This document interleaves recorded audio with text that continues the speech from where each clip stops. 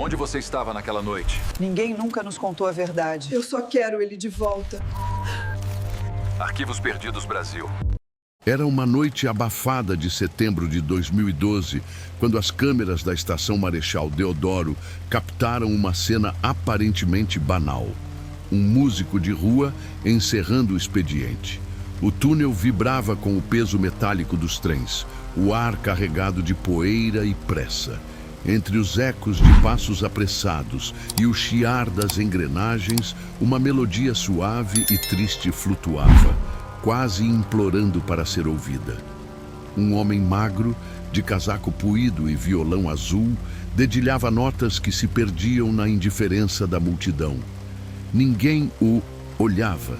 Ninguém sabia que estava assistindo ao último instante vivo de Henrique Duarte, o músico que desapareceria diante das câmeras sem deixar vestígios.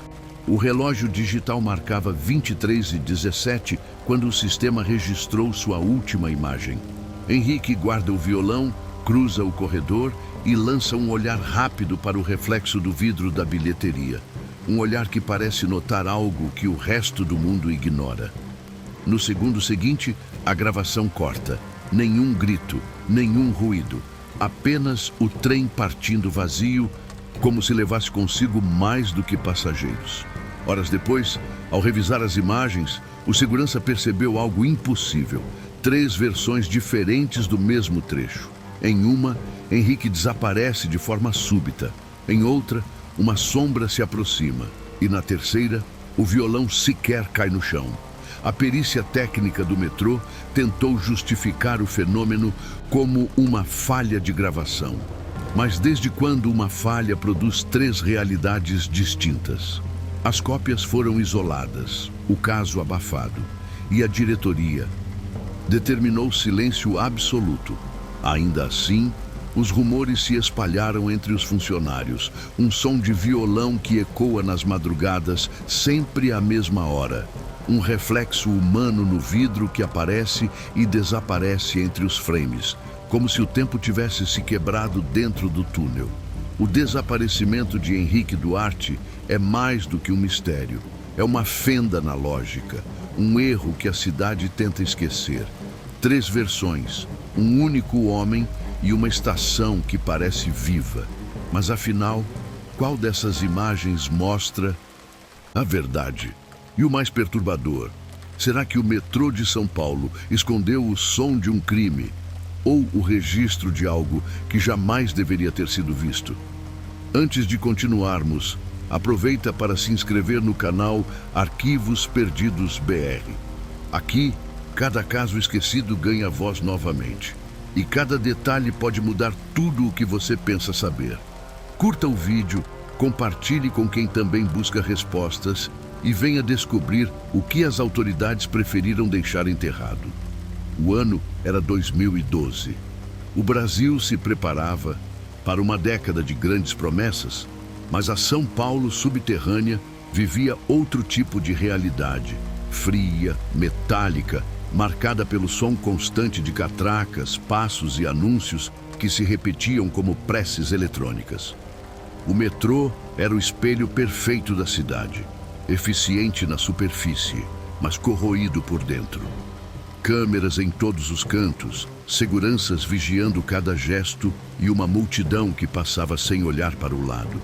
Cada rosto era um registro, cada movimento, um dado armazenado em um servidor que ninguém sabia exatamente onde ficava.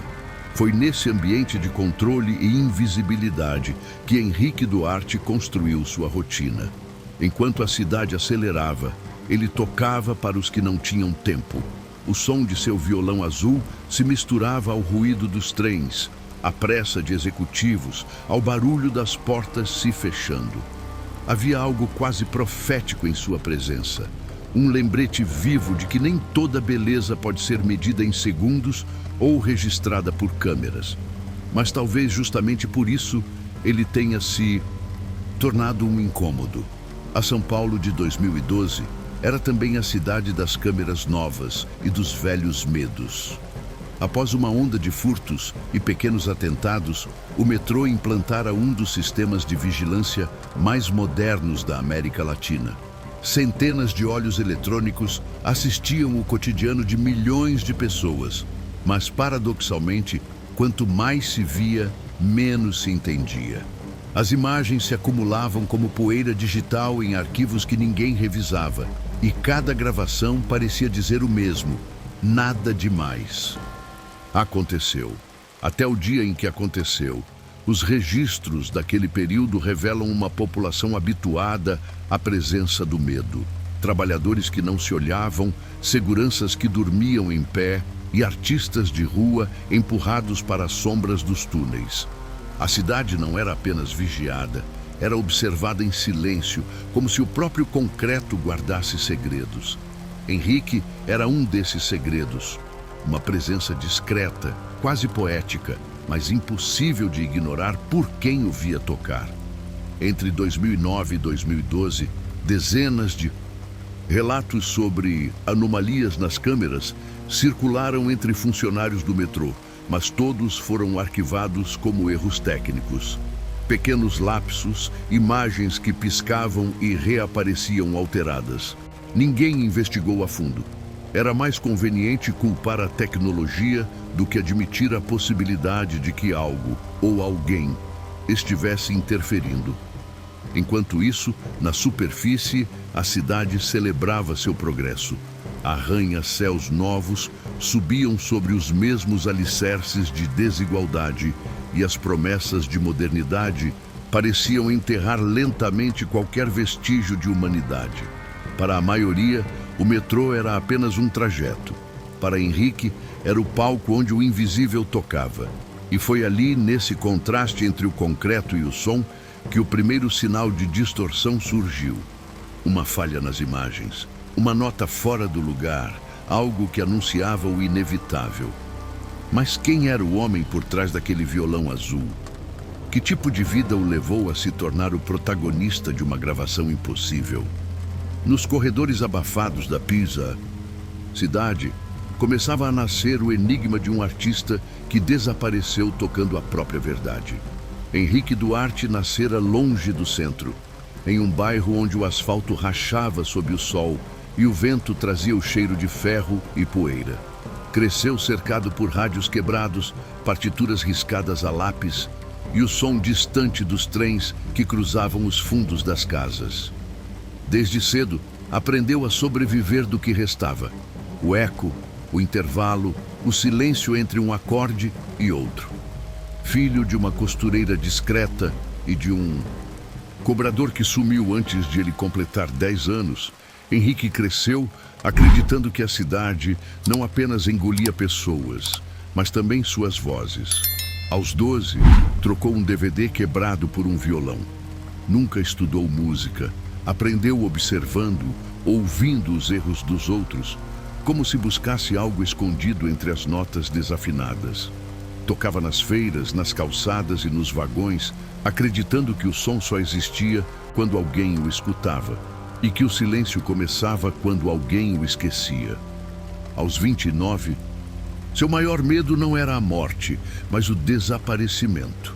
Nos meses que antecederam seu sumiço, os amigos perceberam uma mudança. Ele andava mais calado, anotava frases desconexas em papéis amassados e passava horas observando as câmeras do metrô. Um colega contou que Henrique dizia estar sendo seguido. As imagens não batem. O que a câmera mostra não é o que acontece. Ninguém acreditou, até verem as fitas. Morava sozinho num quarto úmido do centro, onde catalogava dezenas de fitas cassete com suas próprias gravações. Em cada uma palavra escrita à mão. Prova. Quando a polícia invadiu o local, quase todas estavam apagadas. Apenas uma continha som. O barulho de um trem e uma voz quase inaudível dizendo seu nome. Henrique era um homem que buscava escuta, não aplauso, e talvez tenha ouvido algo que ninguém mais devia ouvir. Naquela noite, os trens passaram como sempre, mas o eco ficou diferente, e foi ali que a cidade começou a apagar o som de sua própria verdade. A noite de 14 de Setembro de 2012 começou como todas as outras. As câmeras da estação Marechal Deodoro mostravam o fluxo previsível de passageiros. As portas que abriam e fechavam no mesmo ritmo mecânico, o vai-vem exausto de rostos indiferentes.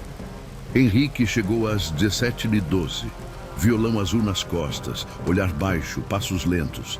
Cumprimentou o segurança do turno com um aceno quase imperceptível e seguiu para o ponto onde costumava tocar. Naquele dia, algo parecia diferente.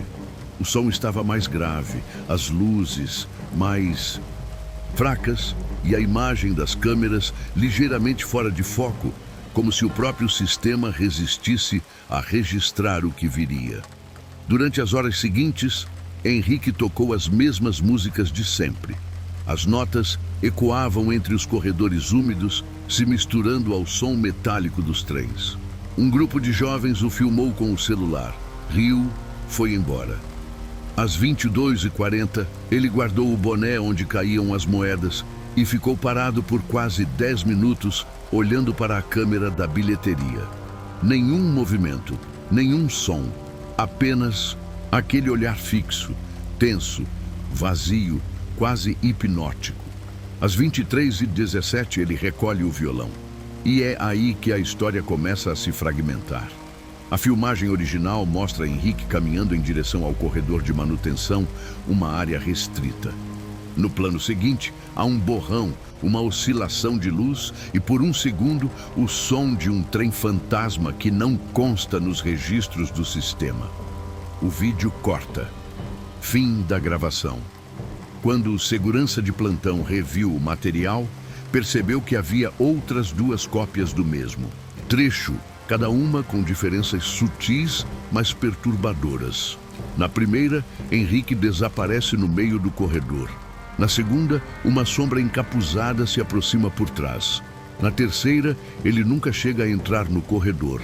Apenas olha para trás e o vídeo se apaga. As autoridades classificaram o caso como falha de sincronização, mas nenhum técnico conseguiu explicar o que poderia gerar 3 versões autônomas de um mesmo momento. Todas foram gravadas pelo mesmo sistema, no mesmo horário, com o mesmo código de registro. Ainda assim, as imagens se contradiziam, como se o tempo tivesse se dividido em 3 direções e cada uma tivesse escolhido um destino diferente. Quando os agentes chegaram à estação naquela madrugada, encontraram apenas o violão azul no chão.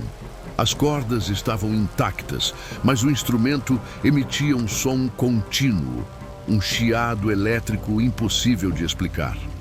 Nenhum sinal de luta, nenhum vestígio de sangue, nenhuma testemunha disposta a falar. Os poucos que ainda estavam ali disseram ter ouvido um ruído semelhante ao de um trem freando, embora nenhum trem tenha passado naquele horário. As câmeras próximas, que poderiam oferecer outros ângulos, estavam fora do ar, todas ao mesmo tempo.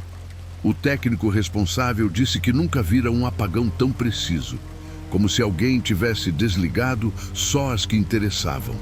A polícia recolheu os arquivos, lacrou a área e recomendou que o assunto não fosse discutido publicamente.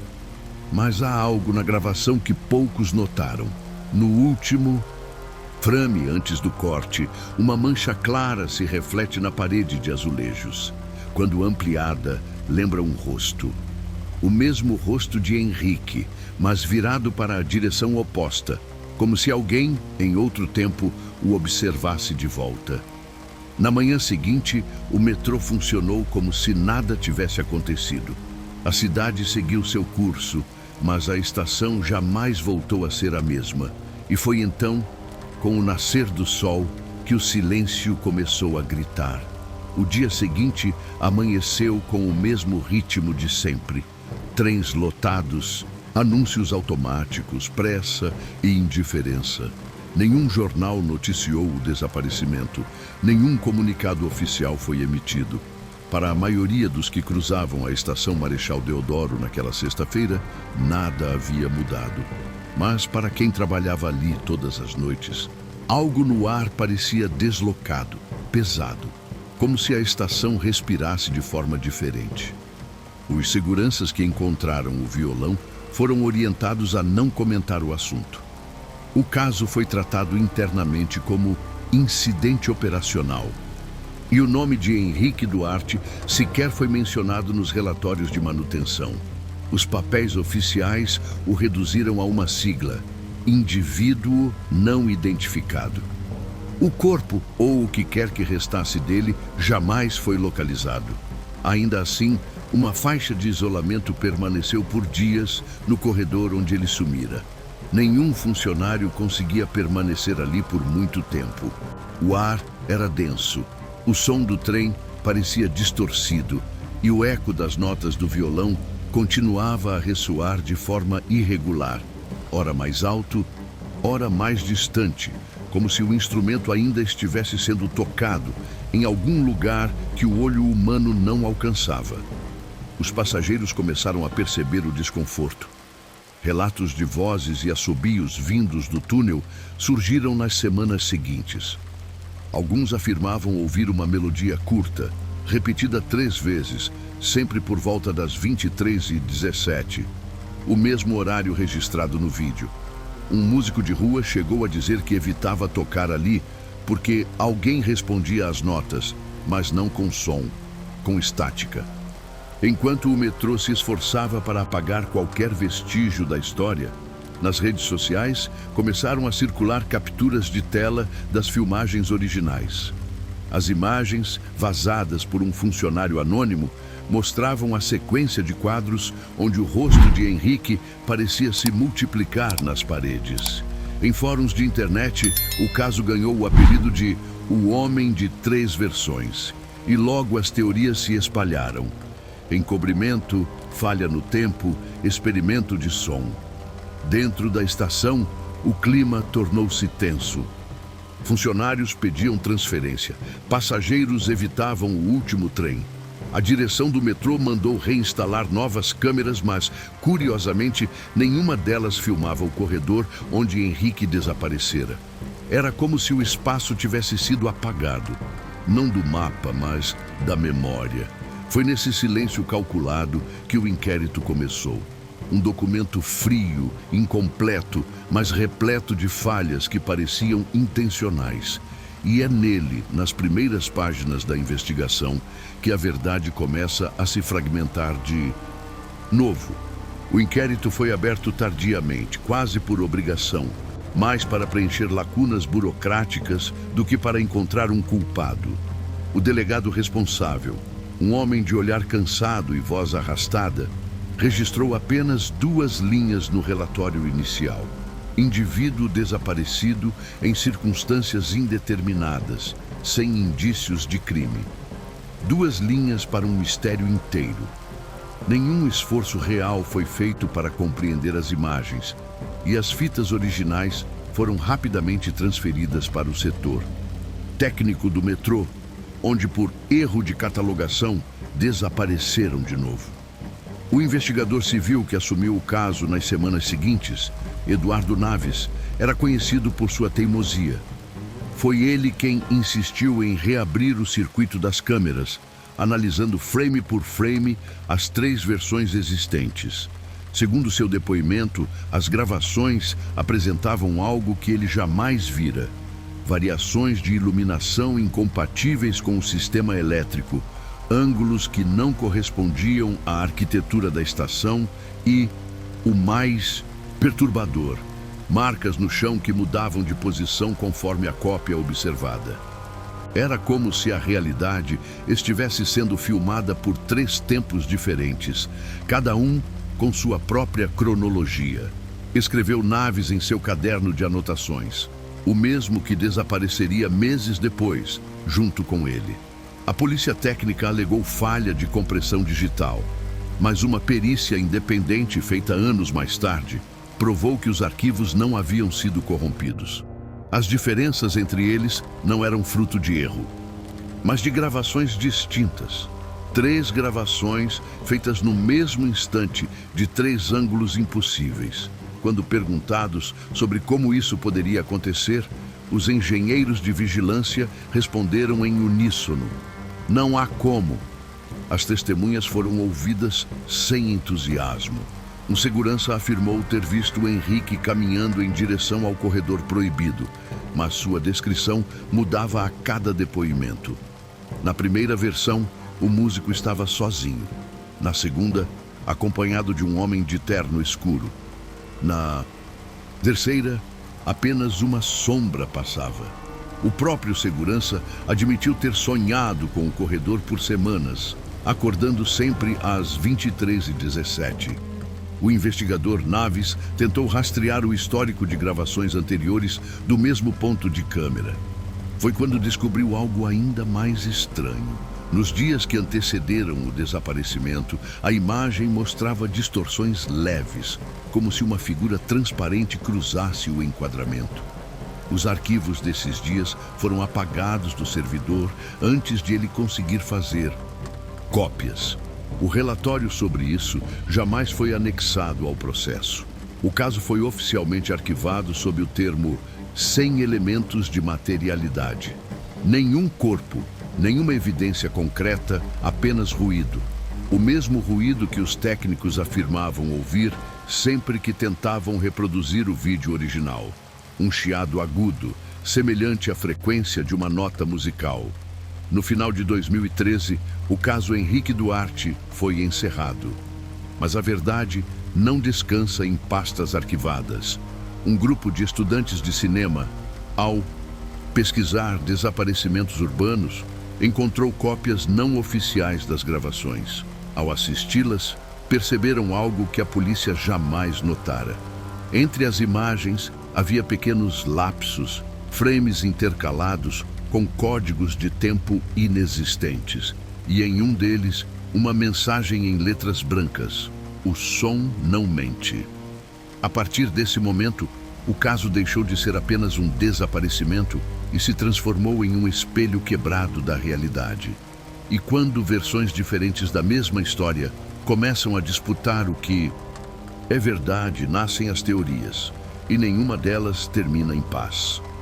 Com o avanço das investigações paralelas, o caso Henrique Duarte deixou de ser um simples desaparecimento e se tornou um mosaico de versões conflitantes, cada uma tentando preencher os vazios deixados por uma verdade que parecia se recusar a existir. Nas semanas que se seguiram ao arquivamento, as teorias se multiplicaram em fóruns, blogs e programas de rádio alternativos, todos tentando decifrar o mesmo enigma: o que realmente aconteceu às 23h17 na estação Marechal Deodoro. A primeira teoria, defendida por ex-funcionários do metrô e por alguns jornalistas locais, aponta para um crime comum. Segundo essa hipótese, Henrique teria sido morto após um desentendimento com um segurança terceirizado, que o teria ameaçado dias antes por ocupar zona proibida da estação. O corpo teria sido removido antes da chegada da perícia e as fitas adulteradas para mascarar o crime. Essa explicação soa racional, mas tropeça em um detalhe. Nenhum registro de segurança, nome de funcionário ou escala de turno corresponde às descrições das testemunhas. O suposto segurança de terno escuro nunca existiu nos arquivos da empresa. A segunda teoria surgiu entre amigos e conhecidos do músico.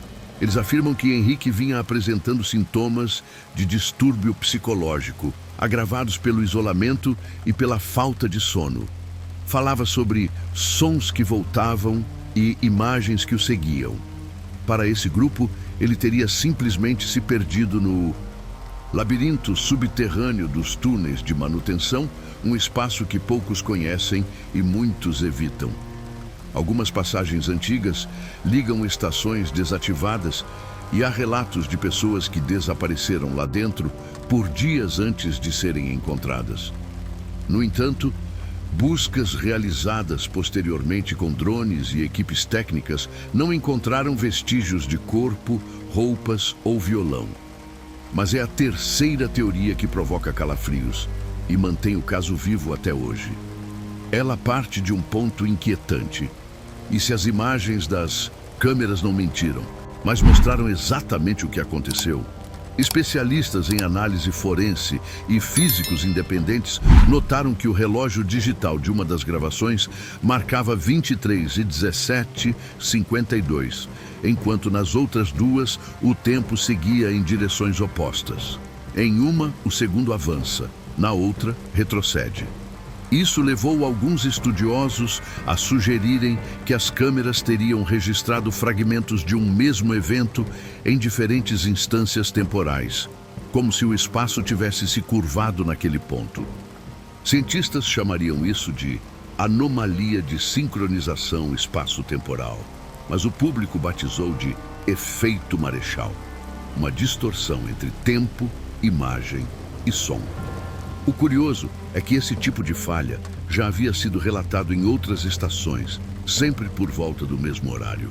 O padrão se repetia, mas nunca havia sido documentado com tanta clareza. Nos fóruns de internet, novas versões surgiram. Alguns afirmam que Henrique teria descoberto uma interferência nas frequências sonoras do metrô, um som capaz de alterar a percepção humana. Outros defendem que as fitas mostravam uma espécie de eco de tempo, um reflexo gravado por câmeras antigas ainda ligadas à rede principal. Uma minoria mais mística acredita que o músico abriu uma porta sonora, um ponto de ressonância entre o mundo físico e algo além dele. Teoria reforçada pela frase deixada na fita: o som não mente. O mais assustador é que, em 2019, técnicos que analisavam as cópias digitais das filmagens relataram ouvir ruídos semelhantes aos captados por Henrique em suas gravações. O som, quando isolado, revelava uma sequência rítmica quase musical, as mesmas notas que ele tocava em sua última noite. A verdade, se é que existe uma, parece diluída entre o real e o inexplicável. Nenhuma versão é suficiente por si só, e todas coexistem como reflexos distorcidos do mesmo acontecimento. O caso Henrique Duarte não apenas desafia a cronologia, mas a própria lógica de registro. Mas toda a história esconde um ponto de virada. Algo pequeno, esquecido, que muda tudo. E quando uma velha fita cassete foi encontrada anos depois, o som que emergiu dela reabriu o caso e fez o silêncio da estação voltar a cantar. 7 anos se passaram desde o arquivamento do caso. A estação Marechal Deodoro seguia viva, mas o mistério permanecia, como uma sombra subterrânea. Até que em 2019, uma descoberta reabriu feridas antigas. Uma fita cassete com o rótulo desbotado, escrito à mão: Henrique, teste de som. Ela foi encontrada por acaso dentro de uma caixa de cabos antigos no depósito desativado de equipamentos do metrô. O funcionário responsável pela limpeza, sem dar importância, levou o objeto para casa e só meses depois decidiu ouvir. O que estava naquela gravação mudaria tudo. A fita começa com ruído branco, o som irregular de um microfone sendo testado. Em seguida, a voz de Henrique surge, nítida, calma, mas com um tom que não se ouve em entrevistas ou vídeos anteriores. Ele diz: se você está ouvindo isso, é porque as imagens mentiram. Eles vão apagar tudo, mas o som não mente. Há uma pausa, seguida de uma sequência rítmica de acordes, os mesmos que costumava tocar na estação. De repente, um barulho metálico corta o som. Algo que parece um trem, mas mais lento, arrastado, como se atravessasse o tempo em outra frequência. No fundo, uma segunda voz surge por alguns segundos, feminina, distorcida, quase sussurrando o nome dele. Depois, silêncio absoluto. A fita foi entregue a uma jornalista independente, Cláudia Reis, que decidiu investigar por conta própria. Ela enviou o material para análise de áudio em um laboratório particular. O resultado intrigou até os especialistas mais céticos. As ondas sonoras gravadas ultrapassavam o limite comum de frequência humana. Entre os ruídos, havia picos consistentes de sinal que formavam padrões visuais quando convertidos em espectrograma, e o mais perturbador. Os padrões desenhavam algo parecido com o mapa da estação, com um ponto luminoso, marcado exatamente no corredor onde Henrique desaparecera. Nos minutos finais, há um registro quase imperceptível. Um ruído repetido 3 vezes, idêntico ao som dos trens partindo da plataforma, mas ao ser desacelerado, revelou uma sequência de batimentos rítmicos, as mesmas notas do último acorde tocado por Henrique. Era como se a estação inteira tivesse gravado a despedida dele. O laudo pericial do áudio jamais foi anexado a processo algum. Pouco tempo depois, Cláudia recebeu uma ligação anônima. A voz do outro lado, fria e pausada, disse apenas: o som não era dele. Esse detalhe esquecido reacendeu o caso e atraiu novos investigadores, dispostos a revisitar os arquivos perdidos e descobrir quem mais falava naquela gravação. Alguns afirmam que a voz feminina pertencia à mãe de Henrique, falecida anos antes. Outros acreditam que a fita foi adulterada, manipulada para provocar sensacionalismo. Mas há quem diga que, desde então, o metrô nunca mais soou da mesma forma. E quando o som se cala, resta apenas o silêncio. O tipo de silêncio que não apaga, mas pesa. O silêncio que transforma um caso esquecido em um fantasma que insiste em ser lembrado. Depois da fita, o caso Henrique Duarte mergulhou de novo no esquecimento. Nenhuma nova investigação oficial foi aberta e as matérias que tentaram retomar o tema foram retiradas do ar sem explicação. O inquérito, já arquivado, continuava repousando em alguma gaveta do setor jurídico do metrô. Uma pasta sem capa, com folhas emareladas e uma etiqueta quase ilegível. Incidente não conclusivo. Era assim que a burocracia tentava enterrar o inexplicável. Os colegas de Henrique foram desaparecendo aos poucos também. Um deles, o saxofonista Almir, que sempre insistiu que o amigo havia sido apagado, foi encontrado morto em 2020, vítima de parada cardíaca enquanto tocava em uma estação vizinha. Nenhum boletim foi emitido. A notícia se limitou a uma nota fria na página da prefeitura. Outros músicos foram proibidos de tocar no corredor onde o caso aconteceu, oficialmente por questões acústicas. Na prática, ninguém queria estar ali. Durante as madrugadas, os trens vazios ainda cruzavam os túneis com seu lamento metálico. Funcionários de limpeza afirmavam ouvir acordes vindos de dentro das paredes, como se o som estivesse preso entre os azulejos e as fiações.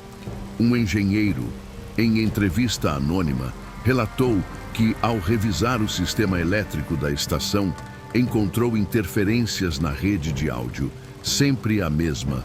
Hora, 23h17. Era como se alguém ainda tentasse se comunicar pelo sistema interno, disse. Com o tempo, o corredor do desaparecimento foi fechado definitivamente. O metrô alegou risco estrutural. Poucos acreditaram. As câmeras próximas continuaram a falhar, captando sombras e reflexos que não se moviam em sincronia com ninguém. Em uma gravação recente, um vigilante jurou ter visto um homem de casaco escuro e violão azul parado ao fundo da plataforma. Quando se aproximou, não havia ninguém. Apenas o eco de 3 notas repetidas. O silêncio agora não era ausência de som. Era presença, densa, constante, quase viva. Um lembrete de que certos vazios não se apagam, se transformam em ecos. E foi esse eco que, anos depois, atraiu novas mãos curiosas aos arquivos esquecidos. Mãos que acabariam encontrando uma prova impossível e reacendendo o caso que o tempo tentou enterrar. Passaram-se 12 anos desde a noite em que Henrique Duarte desapareceu e o caso já não fazia parte da memória coletiva. Até que, em fevereiro de 2024, um grupo de jovens documentaristas decidiu revisitar os arquivos públicos do metrô para um projeto sobre mistérios urbanos não resolvidos. Eles não imaginavam que encontrariam algo que sequer deveria existir. No meio de dezenas de pastas corrompidas, surgiu um arquivo intitulado 23/5/2003 CAM 4 MP4. Um ano depois da data do desaparecimento. O arquivo estava escondido dentro de um backup redundante, sem referência direta nos registros. A curiosidade os levou a abrir o vídeo, acreditando ser apenas mais uma gravação comum de rotina. Mas o que viram ultrapassou o limite entre a realidade e o impossível. As imagens mostravam o mesmo corredor da estação Marechal Deodoro, idêntico em cada detalhe, mas sem sinal de passageiros. O relógio da tela marcava 23h17 e, ao fundo, uma silhueta surgia. Um homem de casaco escuro, violão azul nas costas. A figura caminhava lentamente até o ponto exato onde Henrique havia desaparecido 12 meses antes. A câmera então tremia levemente, como se algo interferisse no sinal, e o rosto do homem ficava visível por um breve instante. Era Henrique, mais velho, cansado, mas inconfundível. O grupo tentou pausar o vídeo, mas o arquivo se comportava como se tivesse vida própria. Quando congelaram a imagem, notaram um detalhe assustador. O reflexo de uma segunda câmera filmando a cena, posicionada em um ângulo que nunca existiu na planta original da estação. As legendas automáticas geradas pelo software, sem comando algum, exibiram uma frase única no rodapé: "O som não mente". Os documentaristas enviaram o material para análise pericial. O resultado foi ainda mais desconcertante. O código de tempo do vídeo indicava data futura, 23 de maio de 2013. Mas o cabeçalho do arquivo mostrava a criação em 2012, exatamente uma hora antes do desaparecimento de Henrique. Um vídeo que existia antes de ser gravado. Quando a descoberta vazou online, o metrô se apressou em negar tudo. Emitiu nota oficial dizendo que nenhum arquivo semelhante faz parte do sistema. Dias depois, o canal dos documentaristas foi derrubado e os servidores que hospedavam o vídeo desapareceram. Somente fragmentos do conteúdo restaram espalhados pela rede, reproduzidos por usuários anônimos que juram ter ouvido, no final da gravação, um som repetido 3 vezes, o mesmo acorde do violão de Henrique. Desde então, a estação ganhou outro status. Alguns a chamam de zona morta, outros de ponto de dobra. Mas entre técnicos e antigos seguranças, há uma versão que nenhum deles ousa gravar. A de que o homem voltou e que desde então, toda noite, às 23h17, o reflexo de alguém caminha de volta ao mesmo corredor. Como se o tempo estivesse tentando corrigir o que o silêncio deformou. E talvez seja esse o ponto onde o mistério deixa de ser sobre ele e passa a ser sobre nós. O que o caso Henrique Duarte revela não é apenas um desaparecimento, mas o reflexo de algo que todos preferimos não ver. O caso Henrique Duarte transcende o próprio desaparecimento. Ele revela algo profundo sobre a relação entre o homem moderno e as verdades que escolhe ignorar. Em um mundo onde tudo é filmado, registrado e arquivado, como é possível que uma história inteira tenha se perdido entre 3 versões contraditórias? Talvez porque a imagem nunca contou a verdade, apenas a moldura que mais convém ao observador. Henrique foi mais do que um músico de rua. Foi o espelho de uma sociedade que escuta, mas não ouve. Enquanto a cidade corria em direção ao progresso, ele permanecia imóvel, tentando tocar algo que não se via, apenas se sentia. Suas notas ecoavam contra as paredes da indiferença, como preces lançadas ao vazio. No fim, desapareceu da mesma forma que viveu. Entre o som e o silêncio, entre o olhar das câmeras e o esquecimento coletivo. A história também expõe a fragilidade da memória urbana. Cada estação é um organismo vivo e cada corredor carrega lembranças que resistem à vontade de serem apagadas. Talvez as Câmeras não tenham mentido. Talvez tenham apenas mostrado aquilo que ninguém quis admitir, que o tempo, às vezes, grava em camadas diferentes e algumas nunca deveriam ser vistas. O som, o eco, o ruído, tudo o que resta de Henrique é uma frequência que se repete, persistente, quase teimosa. E talvez seja por isso que sua melodia ainda ressoe nas madrugadas, lembrando que o esquecimento é, ele mesmo, uma forma de morte. Mas antes que o som se apague de vez, resta uma última frase. Uma assinatura sombria que conecta o passado, o presente e o eco que insiste em voltar. O caso do músico do metrô não terminou com uma explicação. Terminou com um eco. Um som que atravessa o concreto, o ferro e o tempo, como se tentasse lembrar a cidade que nem tudo o que é esquecido desaparece de fato. Às vezes, o esquecimento apenas muda de forma e volta para nos observar do outro lado das câmeras.